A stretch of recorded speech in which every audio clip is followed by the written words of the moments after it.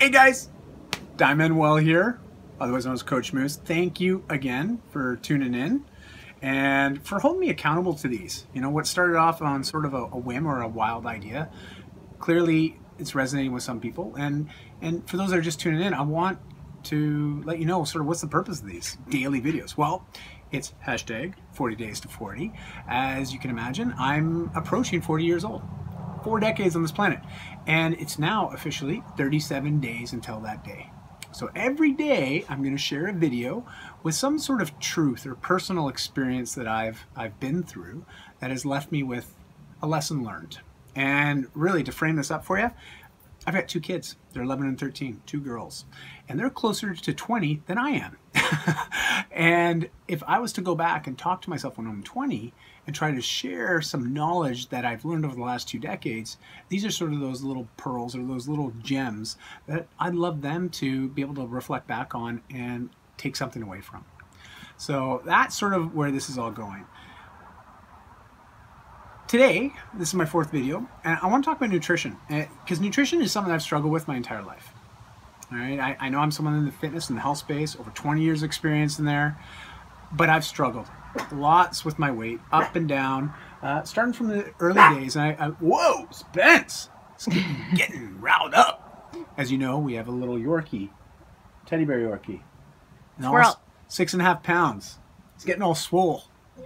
And he likes to take on squirrels. Sorry, that was a squirrel of my own. Okay, so where I was going with nutrition. My roller coaster ride started when I was about 9, and between the age of 9 and 14, I ate too much, moved too little, and that had a negative compounding effect. And by the time I reached 14, I was classified as morbidly obese. Now at 15, or just before I turned 15, I started to make some lifestyle changes. I started to eat a little bit smarter, as well as move my body more regularly, and I repeated that daily, which had a positive effect. However, nutritionally, I did it a lot through dieting, right? I became very obsessed with those media images of what's considered healthy, these certain images or iconic images that we're flooded with, and even more so today with social media and just all the mediums that we have. And so it sort of warped my perspective on what is nutrition? What is the proper way to nourish my body? What is a healthy looking body? And it sort of propelled me into my early adulthood of having some, what I would call, probably like an eating disorder, you know, for lack of a better definition. I know it's not as severe as what some people have had, but I know I would see 50-pound swings in my weight within 18 months. Like that much of a swing, and that's up and down yo-yo wise. It's not healthy, right? It's really not. And it was a number of years ago, and right around the same time when I was discovered that I had this autoimmune disease, I really took an active role in understanding my nutrition much more, much deeper. And it's all about a relationship. I started to really take note of how food makes me feel. So when was the last time that you were eating something and you really were mindful about, well, how do you feel 30 minutes, 60 minutes, even 90 minutes after you've eaten it? Right? Are you having that crash, that bit of a dip from too much sugar? Or are you also feeling tired? Or are you feeling like you've got to go and now eat something again because you're not feeling satiated because maybe you didn't have enough nutrients or nourishment within the food that you ate? And so I've started to eat smarter.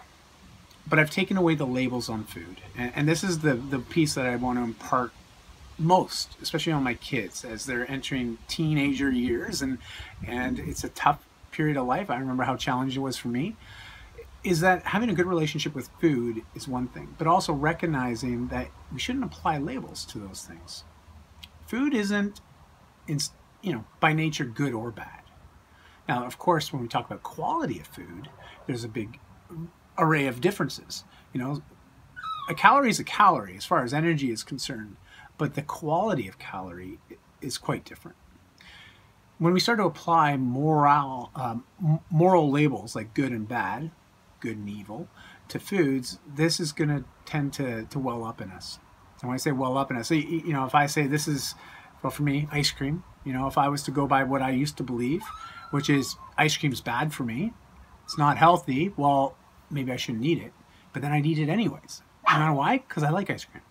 Okay, I do. I like to have ice cream once in a while. it would make me feel very guilty about what I was doing. And this guilt, man, it created a whole other cascading effect of issues that related to not feeling good about myself, feeling that I'm inadequate, that I haven't been exercising enough, that I'm not a good representation of the fitness industry. I had all these insecurities as it related to the good and the bad moral code that we were applying to the foods. Food is food, right? Own what you do. Make smarter decisions based on how you feel. And ask yourself one question. How does that food make you feel? When you eat it, do you feel good afterwards? Do you feel good an hour later? How about 2 hours later? You know? And is that food that you're eating and that drink that you're drinking, is it bringing you closer or further away from certain lifestyle goals that you set for yourselves? Those are my filters now.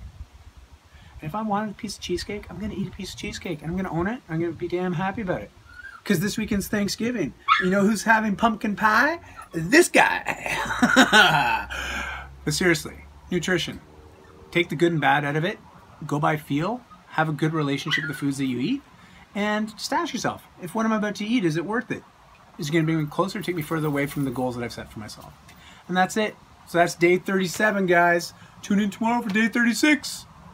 Peace. Have a happy Thanksgiving.